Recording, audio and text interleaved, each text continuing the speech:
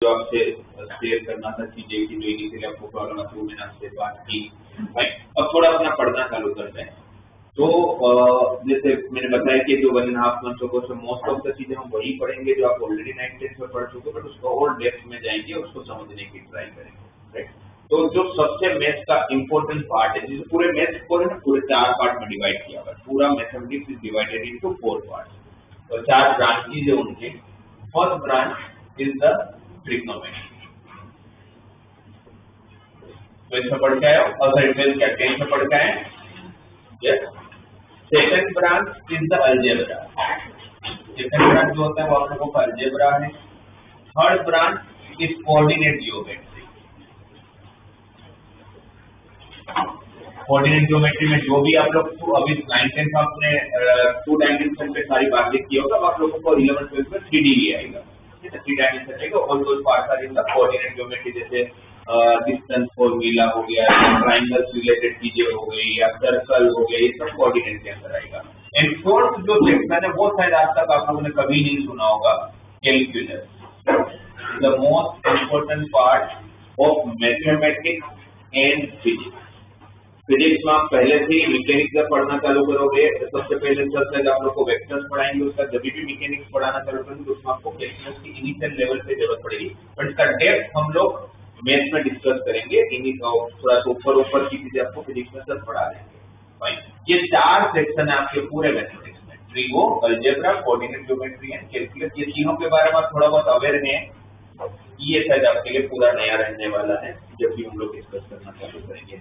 Okay, तो आज जो मैं आपसे आप लोग सब लोगों के साथ डिस्कस करने जा रहा हूँ, ये मैं डिस्कस कर रहा हूँ आप लोगों के साथ ट्रिग्नोमेट्री।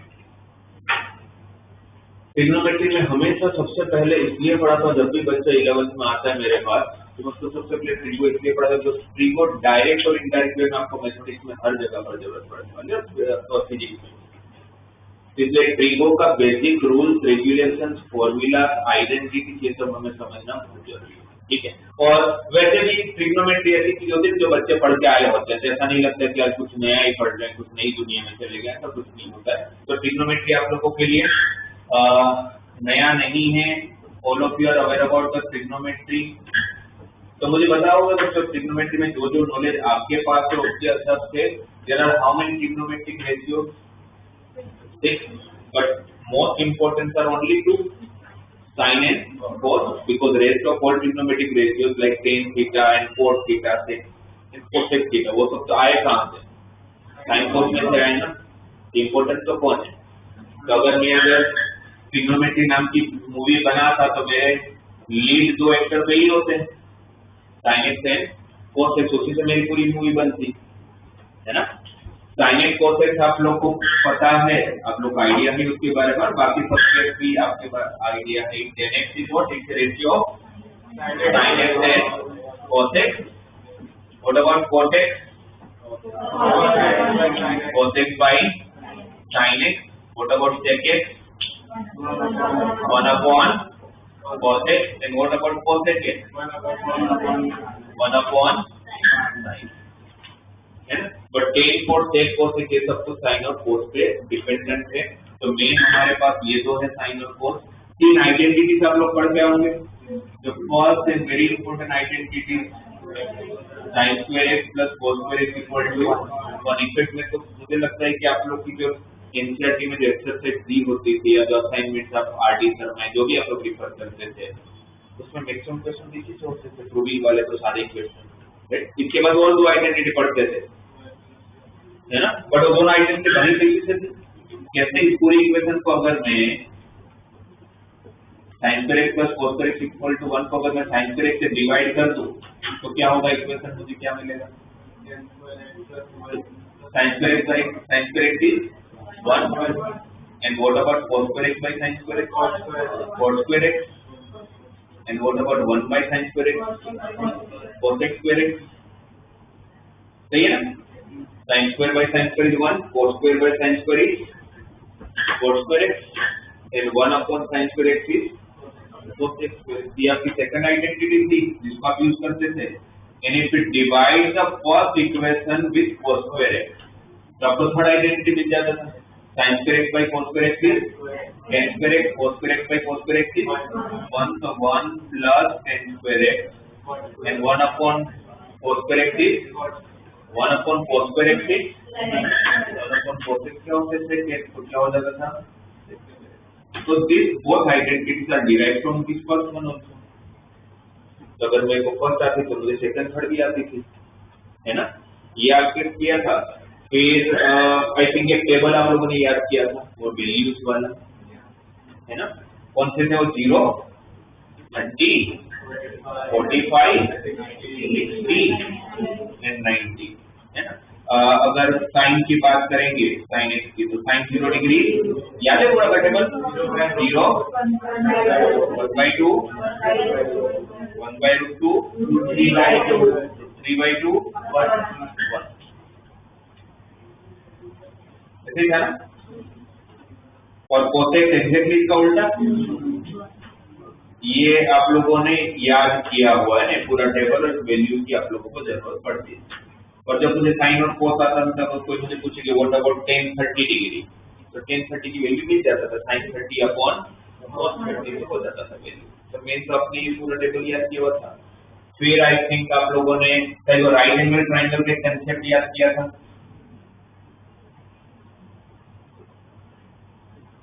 कि if this angle is theta, पता है इसको क्या बोलते हैं ट्रायंगल में?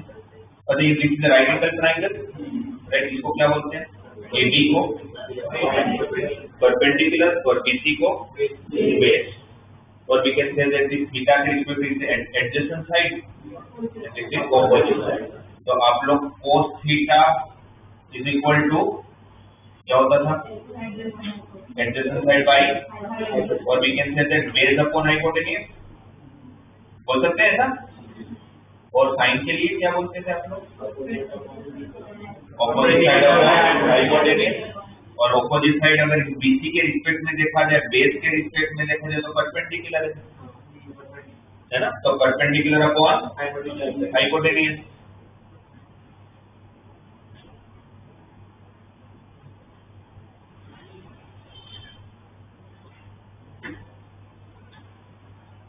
ठीक है. कितना चीज मुझे जहां तक पता है आप लोग पढ़ते हो. कुछ पढ़े थे क्या टेंथ में इसको छोड़ के? और कुछ आता था आप लोग को? अगर मुझे लग रहा है कि यही आता तो और कुछ आता है तो मेरे को बताओ अगर ध्यान हो तो. इसको छोड़कर कोई चीज डायग्नोस्टिक कुछ बोलते हैं और कुछ ध्यान आ रहा है आपको जो ट्रिग्नोमेट्री में आता था आप लोग? Angle of elevation, angle of depression, वो तो इसी की हेल्प से आप लोग डायग्राम बना के करते थे. कंसेप्ट ही यूज होता था उसमें. आई थिंक कंसेप्ट सीरीज आप सिर्फ इतना ही पढ़ के आए हो जहाँ तक मुझे आइडिया है ना. आप लोग का क्लियर 10 का सिलेबस का. बट अगर मैं आपसे पूछूं कि ये जो ट्रिग्नोमेट्री में जैसे मेन जो आइडेंटिटी जहां से आप लोगों ने सारे प्रूविंग के क्वेश्चंस किए थे आपके एनसीईआरटी के रेफरेंस बुक्स के या आपके बोर्ड में जो भी आया होगा उसके, तो इसी से करते थे. क्या आपको पता है कि जो ट्रिग्नोमेट्री जब फर्स्ट टाइम बना था, जब मैथमेटिशियन लोगों ने सबसे पहले इसको बनाया होगा, तो इसका ओरिजिन कहाँ से हुआ? ये कैसे बना, कहाँ से बना? Anyone has any idea?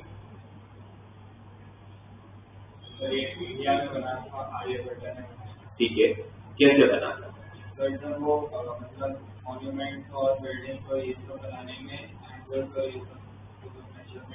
ये तो आपको उसकी हिस्ट्री बता रहा हूँ कि आर्यभट्ट ने जो मॉन्यूमेंट देखा था तो उसको जब एंगल बना रहा था, जिसको हम लोग हाइट एंड डिस्टेंस में यूज भी करते हैं एंगल ऑफ एलिवेशन. और बट ये जो सारी वैल्यूज है या ये जो sin square x plus cos square x 1 है जो हम यूज करते हैं, तो एक बार उसको हाईलाइट हुआ कि भाई ऐसा मुझे सोचना चाहिए ये एंगल्स को कैसे निकाला जाए, उसकी वैल्यूज कैसे फाइंड किया जाए. नहीं, उसका आइडिया वहां से मिला कि मुझे ट्रिग्नोमेट्री बनाना चाहिए. पर ट्रिग्नोमेट्री जब बना तो सबसे पहले कहाँ से वो कंसेप्ट बनाया गया? जैसे सिंपल क्वेश्चन मेरा, sin square x plus cos square x 1 क्यों होता है, 2 क्यों नहीं होता, या 3 क्यों नहीं होता, या 1.5 क्यों नहीं होता, 1 ही क्यों होता है? कुछ तो रीजन होंगे. ऐसा तो होगा नहीं कि भाई रात सुबह उठा कोई मैथमेटिक्स में उसको सपना आया था तो उसने बोल दिया कल से sin square x plus cos square x 1 है. डोनाल्ड ट्रम्प थोड़ी है जो सुबह उठ के कुछ भी बोल देता है ना. तो सोचा होगा जिसने भी बनाया होगा. तो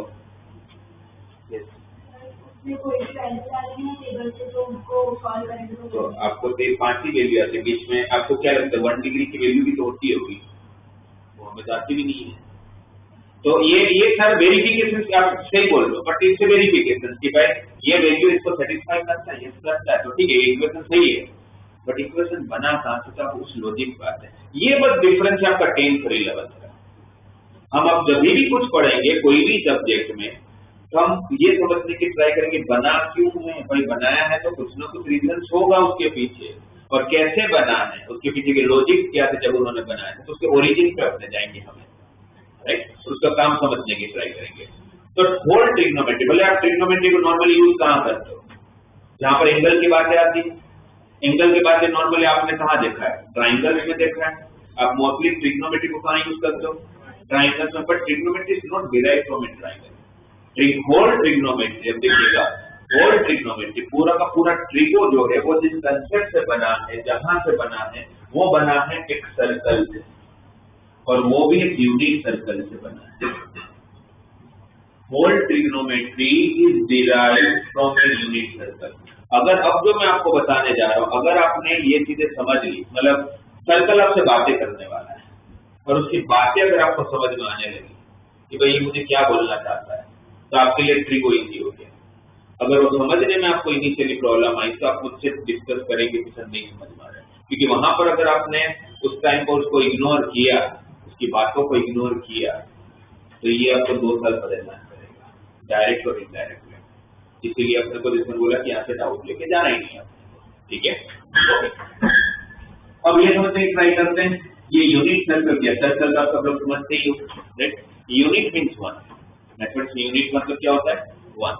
unit circle means a circle whose radius equal to 1, क्योंकि सर्कल में ही जो डायमेंशन है, रेडियस और कोई डायमेंशन थोड़ी ना होता है।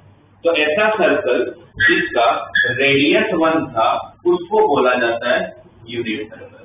तो क्या किया सारे मैथमेटिक्स, जिसमें आर्यभट्ट भी था और भी बहुत सारे थे, तो उन लोगों ने सबने क्या किया कि यूनिट सर्कल को लिया, उस यूनिट सर्कल को उन्होंने XY प्लेन पे प्लॉट कर लिया। This is positive x axis, negative x axis, positive y axis है, नेगेटिव वाई एक्सिस।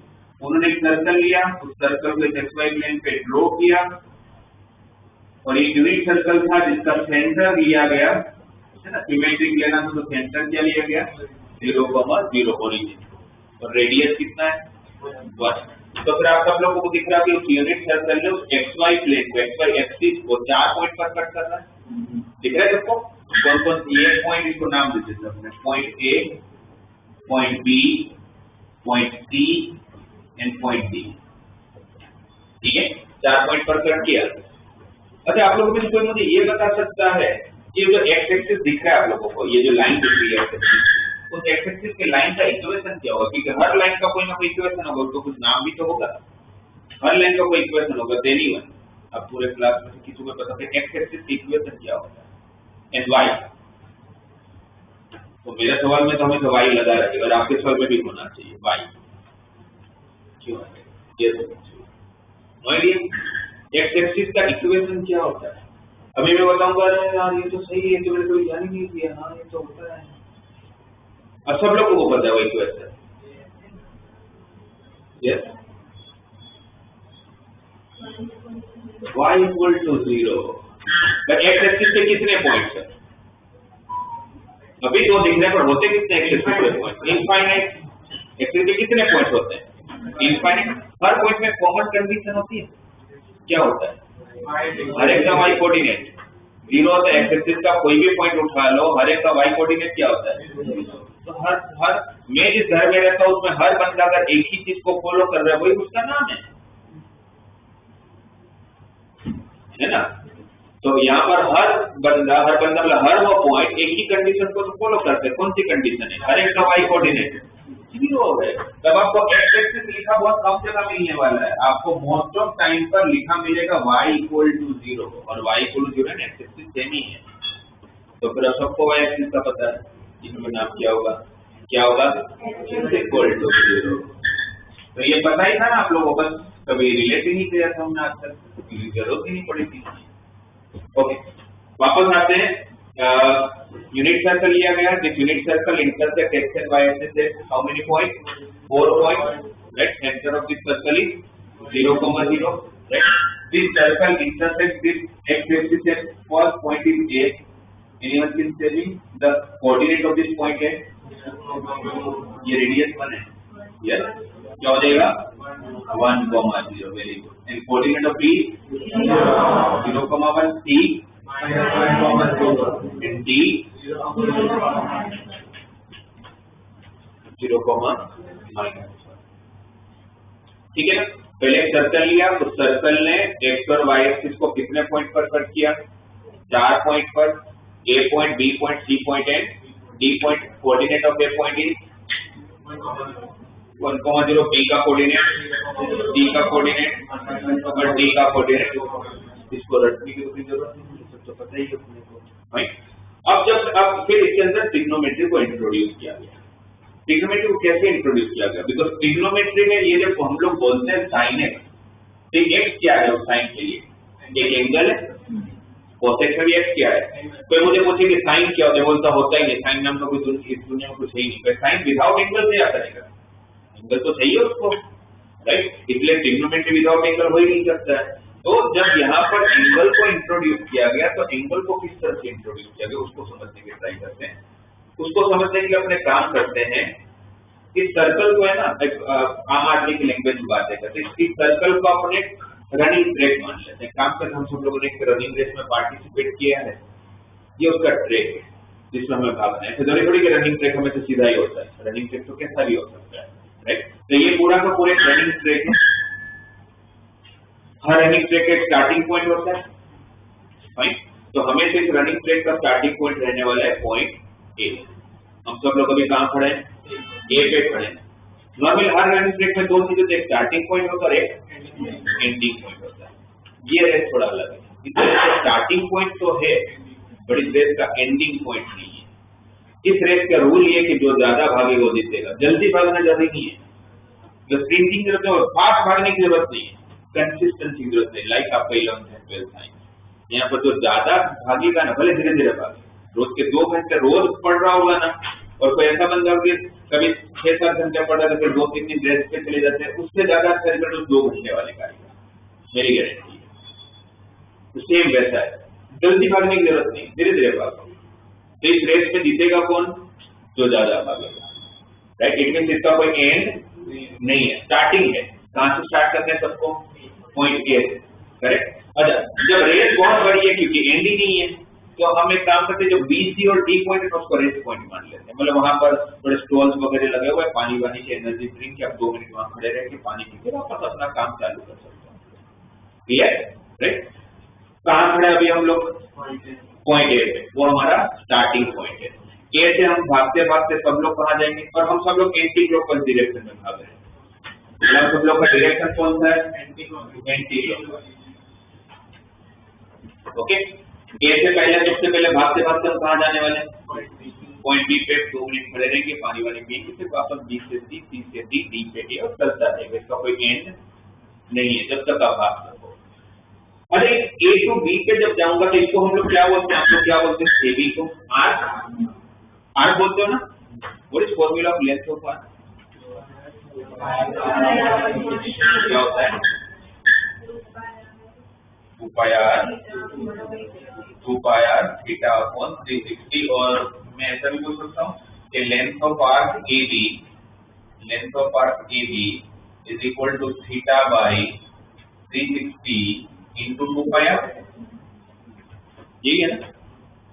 तो कोई मुझे ये भी बताओ, ये फॉर्मूला आई कहाँ? Theta by 360 into 2 pi r जो है फॉर्मूला, वो कैसे सही होगी? कैसे theta by 360 into 2 pi r आ गया? एग्जैक्टली, वेरी गुड भाई. क्योंकि सीधी सी बात है ना कि ए से अगर मैं ए पे आता हूँ तो मैं पूरा पेरीमीटर घूमा. पूरा पेरीमीटर मतलब कितना होता है सर्कल का? मतलब होता कितना है? लेंथ मतलब का पूरा घुमा मैं 2 पाई आर, तो मैं 2 पाई कब कवर करूंगा? जब 360 घूम लूंगा. तो 360 घूमने पर जब 2 पाई आर कवर होता है तो यहाँ तक सिर्फ थीटा ही घूम रहे हो, तो थीटा पार्ट घूमने पर कितना कवर होता होगा? तो सीधी बात है, theta into 2 pi R divide by, ये तो फॉर्मूला ऐसे याद है. ओके. और यहाँ पर एक चीज ये शायद आप लोग के लिए नया होगा, इसको ध्यान में रखिएगा. पाई आप सब लोग जानते हो यार, पर आप ये नहीं जानते होंगे कि पाई जो है ना, उसके 2 अलग अलग यूनिट होते हैं. वो तो उसी 22/7 के 3.14 लिखते हैं ना। अलग अलग यूनिट में इसके दो यूनिट होते हैं, एक होता है रेडियन और एक होता है degree. Pi is two different units, one is called radian and one is called degree. Okay, ये जो रेडियन है जो वैल्यू आप बता रहे हो ना उसकी रेडियन की वैल्यू है 22/7 या अप्रोक्सीमेट 3.14, ये उसकी रेडियन की वैल्यू है। पाई रेडियन को कुछ कितना होता है, अभी तक आप पाई इक्वल टू 22/7 बोल रहे थे, बट एक्चुअली उसका था पाई रेडियन इक्वल टू 22/7। ठीक है, तो उसकी डिग्री में भी एक वैल्यू होता है, वो वैल्यू होता है 180 डिग्री, वो होता है वैल्यू 180। मतलब अब जब कहीं पर पाई दिखे ना आपको एंगल में, तो पाई 22/7 की बात नहीं हो रही है, वो पाई बात हो रही है आप लोगों की पाई इक्वल टू 180 डिग्री। मेरा कहने का मतलब समझ आ रहा है। अब आपको कहीं अगर ऐसा दिख जाए कि what is value of sin π/3, कहीं पर अगर आपको ऐसा दिखे कि sin π/3 की वैल्यू कितनी है, तो वहां पर जो पाई है वो 3.14 नहीं है, वहां पर पाई आपका 3.14 नहीं है, वहां पर पाई जो है ना वो आप लोगों का 180 डिग्री को जो आप एंगल में कंसीडर कर रहे हो, तो वहां पर पाई की जगह पर क्या रखेंगे अपने 180 डिग्री। तो व्हाट इज 180/3, sin 60 डिग्री की बात हो रही है, तो sin 60 डिग्री की वैल्यू आपको आती है, कितना होता है 50/2। याद रहेगा। अब कहीं पर भी पाई आएगा तो पाई डिग्री में अगर कंसीडर करोगे तो कितना होगा 180 डिग्री, पाई को अगर डिग्री में कंसीडर करोगे तो कितना होगा 180 डिग्री। और रेडियन में अगर हाँ एरिया में पाई कंसीडर करना है तो फिर वो 3.14 ही है। अगर मुझे कोन का अगर वॉल्यूम फाइंड करना है जिसका फॉर्मूला यूज करते थे ना 1/3 पाई आर स्क्वायर है, तो वहां पर पाई को 180 डिग्री मत रखना हो, तो वैल्यू के लिए यूज करना है, तो वहां 3.14 यूज होगा। बट डिग्री में whenever we consider the pi at that time we can put the value pi equal to 180 degree. Clear? Okay. अगर अब यहाँ वापस आ जाओ लेंथ ऑफ आर्क AB जहाँ पर अपने अभी रेस पे थे, है ना, वापस उस रेस पे आ जाओ। रेडियस कितना है इसका 1। अगर मैं यहाँ पर लेंथ ऑफ आर्क AB की बात करूँ तो फॉर्मूला क्या होती है लेंथ ऑफ आर्क की θ/360 into 2 pi r, और r कितना है 1, क्योंकि यूनिट सर्कल की बात हो रही है, राइट। और पाई को अगर मैं डिग्री क्योंकि θ/360 डिग्री, ये डिग्री है ना 360, तो पूरा सर्कल घूमे तो 360 डिग्री घूमे थे, तो 360 क्या है डिग्री। तो पाई को भी अगर मैं डिग्री के टर्म में रखूं अभी तो पाई कितना, तो व्हाट इज 180 डिग्री into 2, तो वो 360 डिग्री कैंसिल कर दूं तो लेंथ ऑफ आर्क AB को मैं शॉर्ट में अब सिर्फ थीटा भी बोल सकता हूं इस केस में अगर यूनिट सर्कल है। एक्चुअल फॉर्मूला वही है जो आप लोगों ने मुझे बताया θ/360 into 2 pi r, but r कितना है यहाँ पर 1, क्योंकि रेडियस कितना है 1, और पाई की वैल्यू मुझे डिग्री में पता है। अब पाई मतलब 180 डिग्री, तो 180 डिग्री into 2 कितना हुआ 360, तो ये 360 और ये 360 कैंसिल हुआ, तो अब सिर्फ क्या बचा length of arc AB equal to theta बन गया। ये क्लियर हुआ, ये समझ आया सबको। तो रेडियन में वैल्यू आ जाएगी, पाई को जब भी आप 22/7 रखोगे तो वो कौन सी वैल्यू होगी रेडियन की। जब मैं अभी मैंने डिग्री के टर्म इसलिए 180 डिग्री रखा, इसलिए मैं वो 360 डिग्री हुआ तो इसके साथ कैंसिल कर सकता हूँ, 360 डिग्री कैंसिल हो गया। इतना क्लियर है। एक नई चीज आपको देखने को मिली, मतलब जो दो चीज अभी तक जो आपको नया सीख रहे होंगे कि भाई ट्रिग्नोमेट्री जो है यूनिट सर्कल से बना है। Unit circle means circle with radius is 1, ठीक है। उस सर्कल ने एक्स और वाई एक्सिस को 4 पॉइंट पर कट किया। एक्स एक्सिस का नाम आज आपको पता चला, आज पता नहीं चला, पता तो बहुत पहले से था, बट आज हाँ ऐसा भी होता है, ये समझ आया कि हाँ एक्स एक्सिस का नाम क्या है y इक्वल टू और y एक्सिस का x equal to unit circle intersect this xy plane है 4 different point. The coordinate of those points are a 1,0 b 0,1 c -1,0 d 0,-1। Clear? Okay. अब हम लोग एंगल की बात करते हैं। हमें रेस में पार्टिसिपेट के चालू कहां से कर रहे हैं, ऐसे मैं सबसे पहले कहां गया बी पे, तो अगर ये AB का लेंथ कितना होगा, कितना भागे हम लोग, तो लेंथ ऑफ AB किसके बराबर है थीटा कितना है यहाँ, इसलिए कि ए टू बी तक आने के लिए मुझे कितना डिग्री भागना पड़ा, वो तो अगर एंगल में लिखना है तो 90 डिग्री भागना पड़ा। अगर एंगल के टर्म्स में अगर मैं रिप्रेजेंट करूँ तो कितना डिग्री भागा मैं, 90 डिग्री, क्योंकि टी जो है तो एंगल के टर्म्स में रिप्रेजेंट करना पड़ेगा, ऑप्शन नहीं मेरे पास।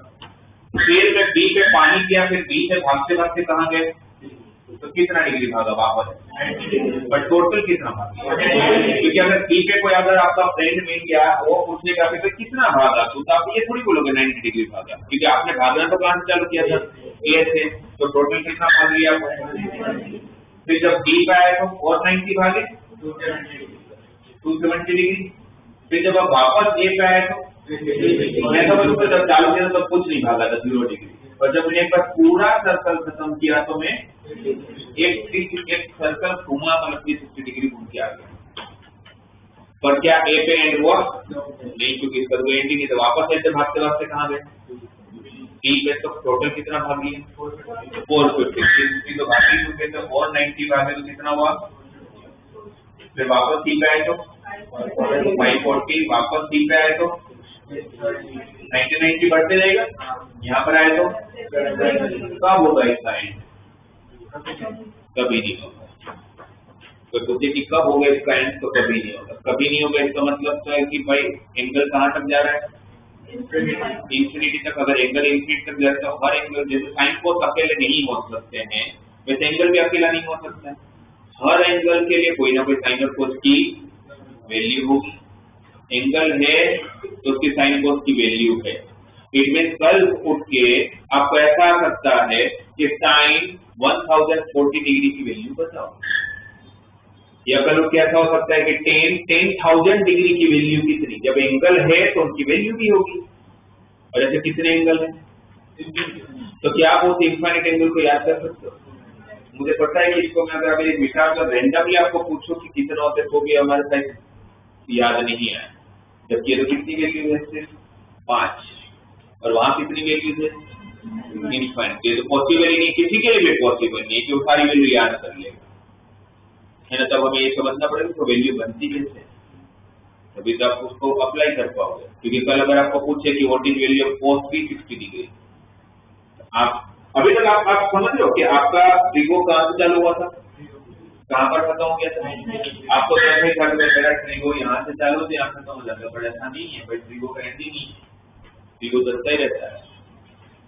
इसीलिए अब आपको कंसेप्चुअली ये समझना पड़ेगा कि सारी वैल्यूज बनती कैसे है। ये वैल्यूज जब बनी होगी तो कैसे बनी होगी, है ना, तो उस पे आते हैं। पर यहाँ तक क्लियर है, एंगल कैसे लिखा समझ आया, एंगल समझ आया आप लोगों को। सॉरी वो तो कैसे की, जैसे पाई वैल्यू 22/7 क्यों है, उसका कोई आंसर नहीं है। तो किसी ने डिफाइन कर दिया कि पाई जब भी आएगा तो उसको 22/7 3.14 एप्रोक्स लेना है। वैसे ही एंगल में जब आप लोग पाई लिखा मिलेगा तो उसको 180 डिग्री लेना है, राइट। तो सेम पर हो सकता है कि जिसने भी बना सेम पर पाई की जगह पर और कोई वो टर्मिनोलॉजी यूज करते हैं, उसको फॉलो करते हैं। वो तो फॉलो करना आपने, तो उसका कोई लॉजिक नहीं है कि पाई को 180 डिग्री क्यों दिया था। तो आपको ध्यान रखना पड़ेगा पाई 180 degree case of degree. Okay, वापस आ जाते हैं। अच्छा, आप लोगों को एक चीज और समझ आई कि जब आप लोग पूरा सर्कल घूमते हो तो 90 डिग्री कितनी बार खत्म होता है, 2 बार घूमोगे तो एक बार पूरा सर्कल में कंप्लीट हुआ तो 90 कितनी बार खत्म हुआ, तो 2 बार सर्कल में 3 बार खत्म होगा तो 12 टाइम। हर बार एक सर्कल घूमोगे तो 90 कितनी बार खत्म होने वाला, 4 बार। जैसे ये 0 मतलब कितना हुआ, 90 × 0 360 मतलब 90 × 720 मतलब, और उसके बाद कौन सा एंगल आएगा, 19 × 8 के बाद कौन आएगा, 19 × 12, सीधी बात है, राइट। 19 × 12 है ना, 1080। उसके बाद कौन आएगा, 19 × 16। जिसका कि भाई ए पे वही एंगल आते हैं सारे, ए पे वही सारे एंगल आते हैं जो 90 के साथ 4 के मल्टीपल वाले एंगल होते हैं। जैसे बोल सकते हो ए पॉइंट पर वही एंगल होंगे जो 90 के साथ 4 के मल्टीपल होंगे। नेचुरल नंबर इसको पढ़ना आता है आप लोगों को, कैसे रीड कर तो बताओ मुझे, रीड कैसे करोगे जो मैंने लिखा है। n के बाजू में नहीं, ये 90 इंटू 4n तो बराबर है, उसके बाद जो ब्रैकेट में लिखा है n, ये सिंबल का मतलब क्या होता है? बिलोंग्स टू है वो, सिग्मा नहीं, सिग्मा ऐसा होता है बच्चों। थोड़ा सा सिंबल पहले मेथोडिकली आप लोग देख लो एज आइडिया। ये जो सिग्मा ये ऐसा होता है ना, it is called belongs to. क्या बोलते हैं इसको? Belongs to. जैसे बी बोला belong to our family, right? तो वैसे x किसको, n किसको बिलोंग कर रहा है? Natural number. इसको कैसे रीड करते हैं? n बिलोंग्स टू, n कौन है? कुछ तो होगा, तो n कौन है? नेचुरल नंबर है। वैसे एक उल्टा a होता है, ये पता है? ओके, जैसे ऐसा लिखा मिलेगा आपको कभी, ऐसा लिखा मिलेगा और एक ऐसा लिखा मिलेगा। इसका मतलब समझो, क्योंकि ये आपको वहां समझाया नहीं जाएगा जब स्टेटमेंट देंगे, तो हमें पता होना चाहिए सारे सिंबल का मतलब। ये तो बिलोंग्स टू आपको पता चला। ऐसा लिखा मिलेगा, इसको बोलते हैं फॉर ऑल। ये जो उल्टा है ना, वो किसका सिंबल है? फॉर ऑल का। इसको रीड कैसे करते हैं? For all x belongs to natural number. सारे के सारे जितने एक्स इस दुनिया में, वो सारे किसको बिलोंग कर रहे हैं? Natural number. किसको बोलते हैं? सम ऑफ देम। सारे नहीं, थोड़े से ऐसे एक्स है जो नेचुरल नंबर को बिलोंग करते हैं, थोड़े से भी होंगे नहीं भी बिलोंग करते हैं, है ना? सम ऑफ देम, उल्टा ई का मतलब होता है। तो ये बच्चों टर्मिनोलॉजी ध्यान में रखिएगा, है ना? उल्टा ए मतलब फॉर ऑल, उल्टा ई मतलब सम ऑफ देम, और इस तरह का ई जो होगा से belongs to, n belongs to natural number.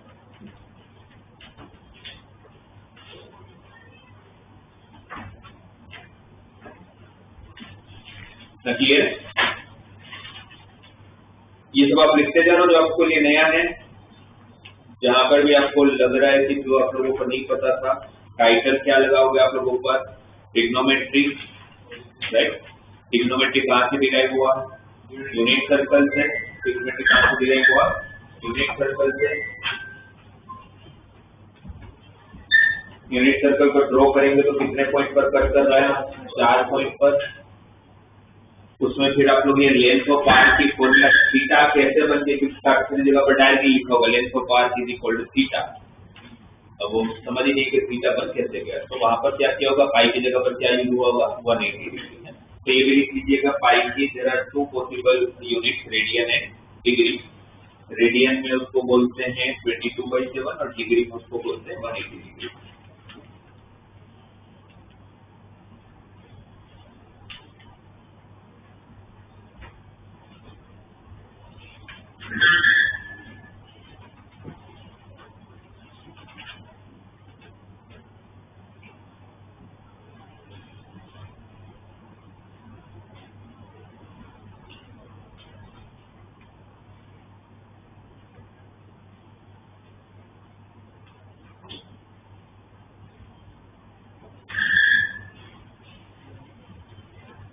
फिर आपने ये भी नोट डाउन किया कि एक्स एक्सिस को क्या बोला जाता है? y इक्वल टू 0 और y एक्सिस को x इक्वल टू 0। और ये आपको पहले से भी पता भी था, ऐसा नहीं कि पता नहीं था, बस आज हमें समझ में चीज को, हाँ y इक्वल टू 0 भी बोल सकते हैं। फिर वो सारे सिंबल्स का मतलब लिख लिया आप लोगों ने।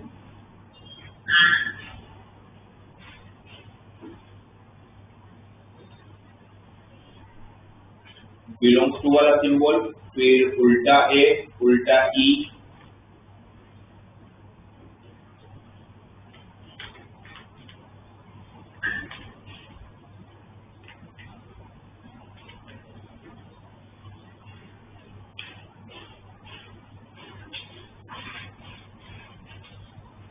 अच्छा मैं ट्रिगो में ही आगे आप लोग कुछ बताओ, जो आप लोग पॉइंट बताने जाऊंगा तो उसको थोड़ा सा टाइम लगेगा, उसको अपने साथ डिस्कस करेंगे। उसके पहले और 2-3 चीजें आप लोग ध्यान दें क्योंकि उसकी बार बार जरूरत पड़ेगी। अब there are 3 type of brackets in mathematics. कौन कौन से? हमारे एक ऐसा ब्रैकेट होता है स्क्वायर ब्रैकेट, जिसको हम बोलते हैं स्क्वायर ब्रैकेट, और इसको बोलते हैं क्लोज ब्रैकेट। इसको कौन सा ब्रैकेट बोलते हैं? Close bracket. इसको बोलते हैं open bracket, is called close bracket, this is called. और ओपन ब्रैकेट को रिप्रेजेंट करने के वापस दो तरीकों से, कैसे भी करते हैं, कोई जगह पर ऐसा भी करते हैं, उल्टा करते हैं। ओपन ब्रैकेट इस तरफ भी लिखा जाता है, इस तरफ भी लिखा जाता है। और एक होता है कर्ली ब्रैकेट, एक होता है कर्ली ब्रैकेट। इन सारे ब्रैकेट अगर अलग अलग कुछ तो डिफरेंसेस होंगे, वो डिफरेंसेस क्या उसको समझते हैं। अगर ऐसा लिखा तो पहले रीड कैसे करते हैं वो मैं आपको बता रहा हूँ, और फिर इसका मतलब भी बता रहा हूँ।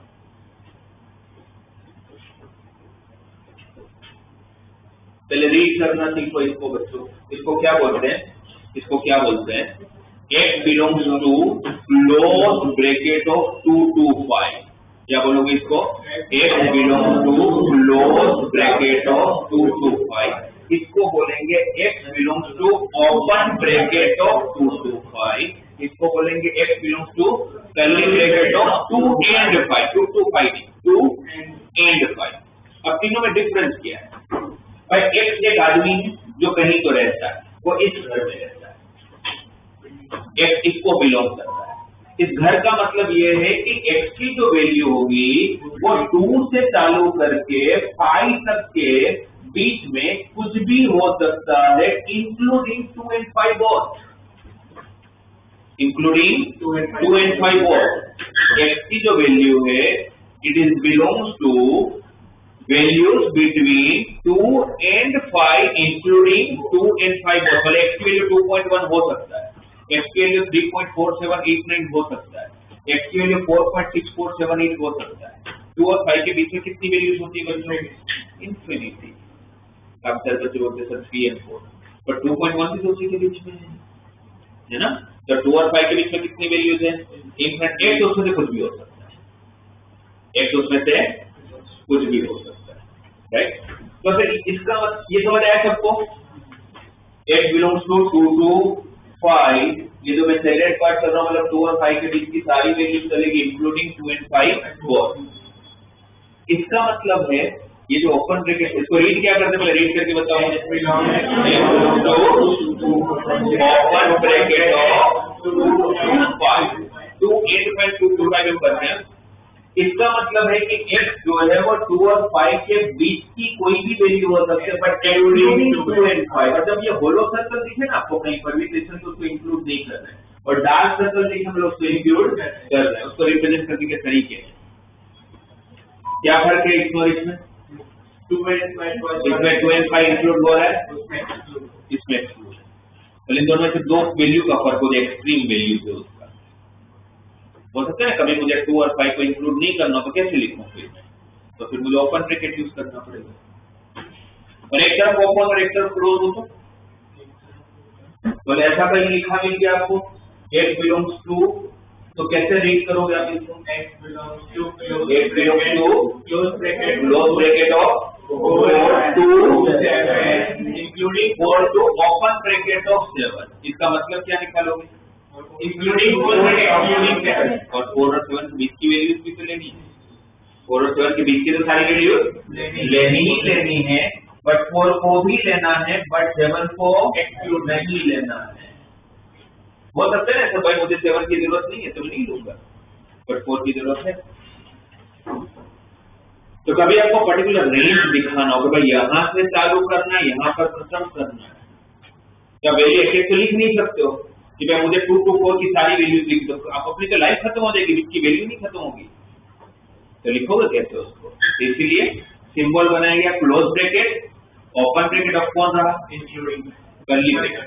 कर्ली ब्रैकेट कौन सा ब्रैकेट है, इसको क्या बोलेंगे, X बिलोंग्स टू 2 and 5। तो इसमें तो नाम से ही समझ आ रहा होगा कि भाई मुझे सिर्फ वही वैल्यू चाहिए जिसकी वैल्यू नहीं चाहिए। इंडिविजुअल वैल्यू जब चाहिए होगी, 2-3 वैल्यू ही अगर आपको चाहिए, रेंज नहीं चाहिए बीच का, तो फिर आपको कौन सा ब्रैकेट यूज करना है, कर्ली। इसका मतलब कि सिर्फ कौन कौन सी वैल्यू है इसके लिए, सिर्फ 2 and 5, बीच की कोई वैल्यू नहीं चलेगी। ठीक है, कब कौन सी जरूरत है मुझे वैल्यूज को, उसके हिसाब से मैं ब्रैकेट यूज करूंगा। It is clear, close, open and curly bracket, close, open and curly bracket. साथ बच्चों काफी सारी चीजें हमने डिस्कस नहीं हुआ, जब हम लोगों ने काफी कुछ तो बातें अपने इंट्रोड्यूस करने की टाइम मिलेगी। ये ऐसी चीज कर्ली ब्रैकेट सबसे बहुत होगी, मतलब इसका मतलब क्या है कि अगर कभी ऐसा हो कि भाई मुझे 2-3 ही वैल्यू चाहिए, तो फिर अगर मैं इस ब्रैकेट यूज करूंगा तो उसके बीच की भी सारी वैल्यूज आ जाएगी, तो पर्टिकुलरली मुझे सिर्फ 2 और 5 ही चाहिए, तो फिर मैं कर्ली ब्रैकेट यूज करूंगा। इसमें सिर्फ x की कौन-कौन सी वैल्यू चलेगी, 2 एंड x इक्वल टू 5, और कोई वैल्यू नहीं चलेगी। 2.1 आप नहीं दे सकते, आपको 2 ही देना पड़ेगा या 5 देना पड़ेगा। आज जो भी किया बहुत कम ही अपने चीजें डिस्कस किया, बट उसमें भी कुछ डाउट होगा। 90 into 4n टू वैल्यू की वो एक पर आने वाले एंगल को बस कैसे कौन सी वैल्यू आ रही है, जिसमें यहाँ पर हमने देखा कि एक बार सर्कल घूमते तो 90 के साथ जो भी मल्टीपल आता है 4 के ही आते हैं। ये हम कल भी वापस डिस्कस करेंगे इस बात को, तो अगर नहीं भी हो जाए तो कोई टेंशन नहीं है।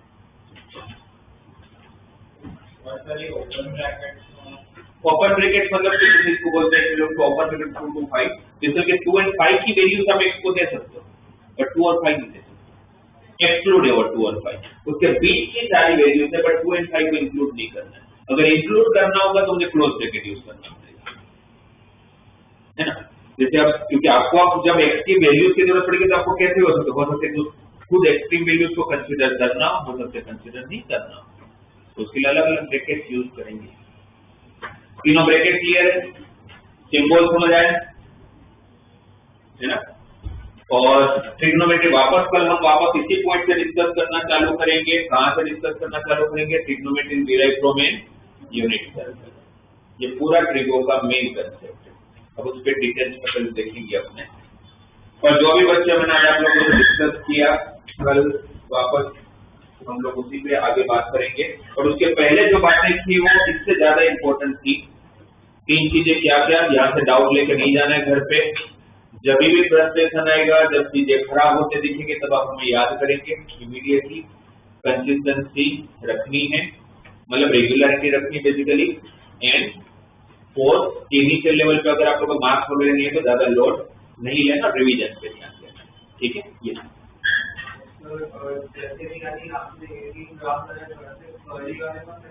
कर्ली वाली करते हैं सब, एक्चुअली मैं ग्राफिकली आपको इसलिए नहीं ड्रॉ कर पाया, तो उसको मैं ड्रॉ ही नहीं कर पाऊंगा। या तो फिर आप ऐसे ड्रॉ कर सकते हो, कर्ली ब्रैकेट को अगर ड्रॉ करना है तो सिर्फ ये 2 और सिर्फ 5, बीच में वो शेडेड पार्ट है, शेडेड पार्ट नहीं है, मतलब मैं उसको नहीं ले रहा हूँ। जब मैं शेडेड पार्ट है तो मतलब उसको मैं ले रहा हूँ, ऐसा बता सकता हूँ। ब्रैकेट क्लियर हुआ?